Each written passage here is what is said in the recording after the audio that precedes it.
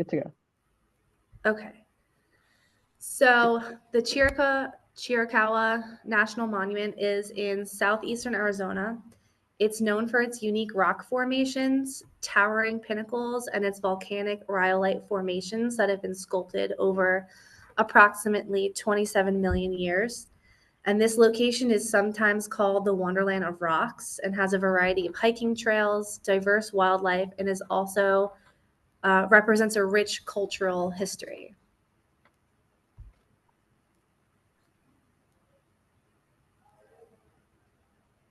The geologic features preserved in the Chiricahua National Monument are an amazing example of volcanic activity, regional tectonic deformation, and weathering processes. The National Monument preserves a unique record of volcanic activity in the Cenozoic period, protecting the Turkey Creek caldera, a significant aspect of the region's geologic history. The Turkey Creek caldera shows evidence of 3 successive large volcanic eruptions around 26.9 million years ago. These eruptions formed many of the interesting geologic formations seen today. Volcanic ash, lava flows, fumarole pipes, and surge deposits can still be found in the National Monument. Hot glass fused to form the welded tuff of the rhyolitic canyon tuff, where vertical joints can be seen in the erosion-resistant rock. Weathering and erosional processes form the National Monument characteristic pinnacles, spires, balanced rocks, and columns. Some specific geological attractions include the Cochise Head Mountain, Big Balanced Rock, the Natural Bridge, and Pinnacle Balanced Rock. The stratigraphy of the National Monument is also striking, having limestone in the Permian period to rhyolitic tuff and dacite lavas, pyroclastic rocks, and more in the Cenozoic era. The diverse geologic formations and stratigraphy that make up the National Monument preserve unique and significant geologic history.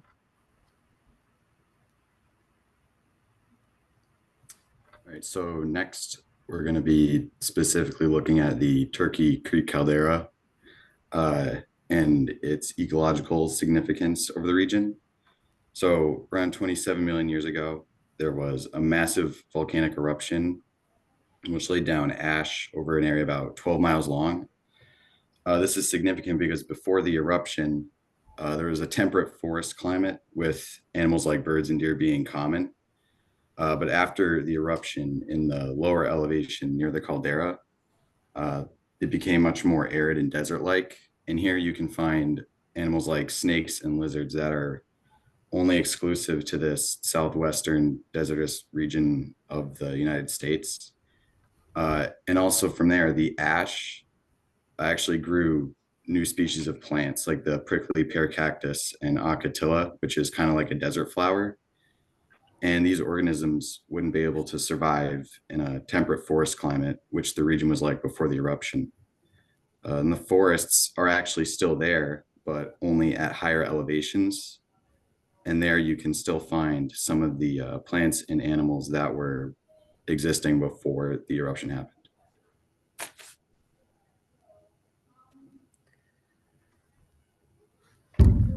So there were plenty of historical and cultural significance for this area, but I chose 4 that I found personally interesting.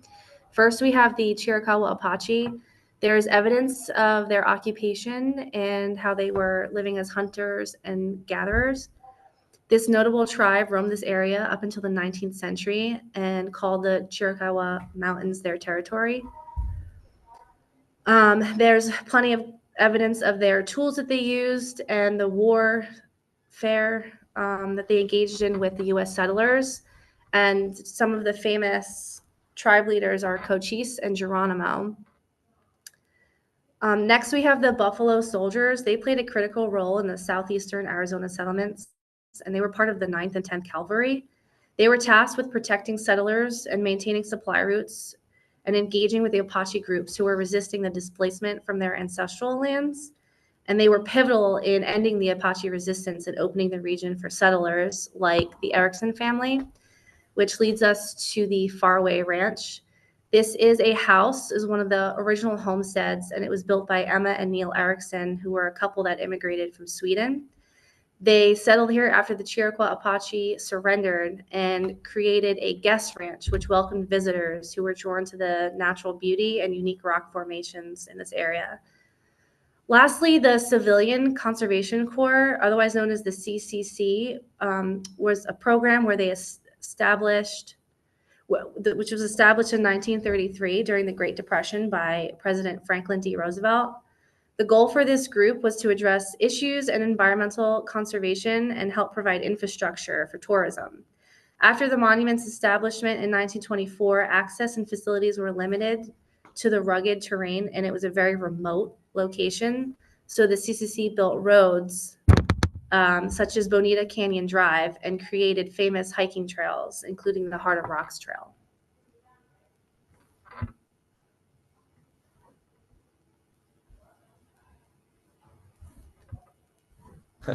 Sorry. Next, we'll be talking about the visitor experience and conservation that I think is very important to the park.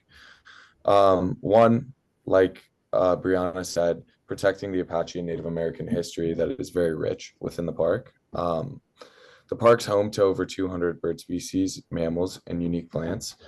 And that being said, it's important to protect those. And some of the animals that exist in the region, for mammals, for example, are cougars, mountain lions, which are big cats and apex predators within the region. And there's 60 different type of bat species. And one of the most popular ones is the Mexican free-tailed bat. That being said, there's also white-tailed deer and all different sorts of types of birds and other species. Some threats to the park are habitat loss and invasive species. So if it became a national park, I think that would help protect a lot of that. And we want to make sure this park stays protected because it's so unique with its rock formations and rich history within the park. And as a visitor, it's an awesome place to go. One, because there's so many hiking trails that range from all different levels of difficulty. It's awesome to get out there and really push yourself, as well as go for like a relaxing hike with family and friends. That being said, this is what makes this park so unique, is that you're actually allowed to ride horses through some of the trails. This isn't an option in a lot of places, and I think it would make for a really unique experience. And if you don't want to get outside, you can stay in your car and enjoy the 8-mile Bonita Canyon Drive, which is apparently as nice as it gets. And there's little light pollution in the area, which leads a lot of campers and tourists to stargaze there. And you can set up and apply for campsites through the park's website. So yeah, that's all I got. And here are our sources. That's it.